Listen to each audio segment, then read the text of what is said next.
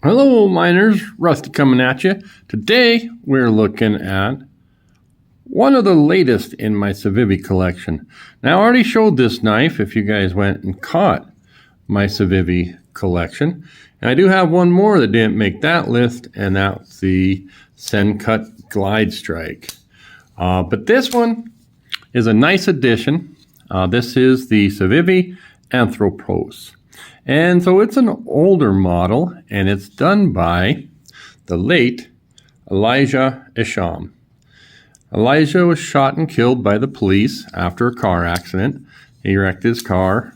He had marijuana in his system. He had a pistol, and he was not sure if he was firing back, but after something like 27 commands, dropped the gun, and he didn't. They exercised their lethal force. So, back to the knife. Stop with the sad stories. The Anthropos, like I said, came out several years ago, and it was one of CIVIVI's knives that was the highest priced at the time. It was in the $70, $75 range, and it, had this carbon fiber, which was probably a big deal back then. And the designer on that, and just the look, just kind of leading the way. My buddy JW Greenbaum talked about machining the pivots on this, so not sure if CIVIVI paved the way for, not using a D-shaped pivot, but putting that little tab in there.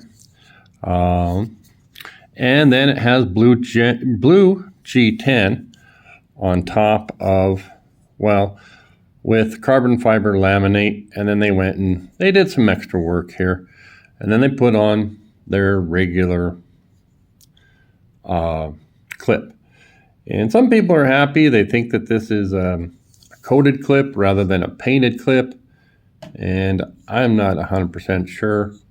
I'll probably put on a Kubi clip. I'll replace this. I'll check it out, but they did use recessed screws, and it is centered. Full, take a peek at your flipper tab. A lot like my other Isham knife.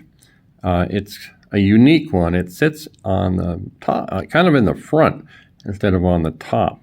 D2 blade steel, and this is one thing about this knife that you just don't see that often. First of all, excellent grinds by CIVIVI, and a different shape. And you'll kind of see what I mean. I do have a move-up position with that allows kind of transitions into a sharpening choil. A non-functional little hole here. I have a couple viewers who are going to say, I know where that knife's going to break. And yeah, I'm not going to use this knife that way. I'll show you which knife I might use that way. So let's get into the ergos. You watch videos on this, a lot of people say it crams you, and it does. That does provide for me a 4-finger grip. You can see how the little finger, that's got quite a curl in there, but you still can get 4 fingers on there. And so as far as I'm concerned, the ergos, it locks you in exceptionally well. Now you can move up, and because he allows you to use this part, I should mention you don't see a flipper tab here. You can get your second knuckle right on here, and then you can kind of see. So I think the guy knew what he was doing. You can get in there and you can press pretty hard. Now, as with the Plethoros, one issue is just simply the overall thickness of this blade. So I brought some comparison knives so we can see. You can see the spine's relatively thick, but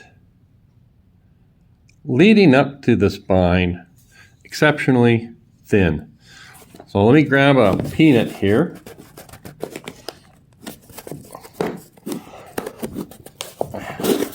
I had this box open before I came in, and then I don't know why I closed it. So, just for fun,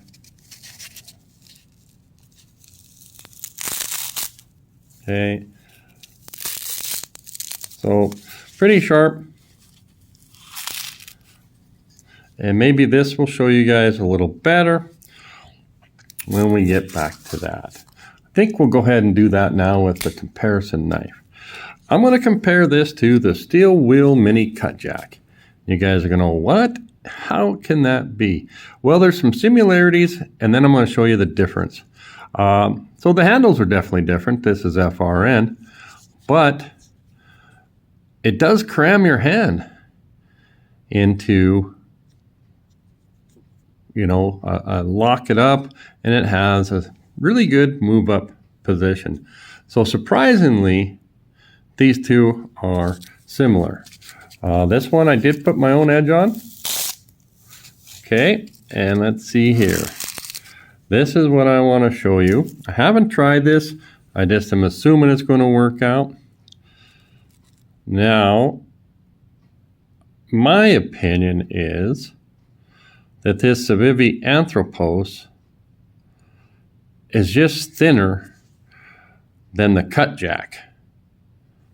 And what does that mean? Well, that means that if you get into wanting to really bear down on something, you do risk maybe even breaking the blade, certainly chipping it. And that's going to be one main difference there. So now, second thing, it's kind of pretty interesting. If we line these up pivot to pivot, it's actually, let's go ahead and try to, you get a lot more blade with the Anthropos. So we'll try to go blade to blade. See if I can lay that on there. Well, not a lot more, but more. And all in all, I think we'll go ahead and do this, that the handles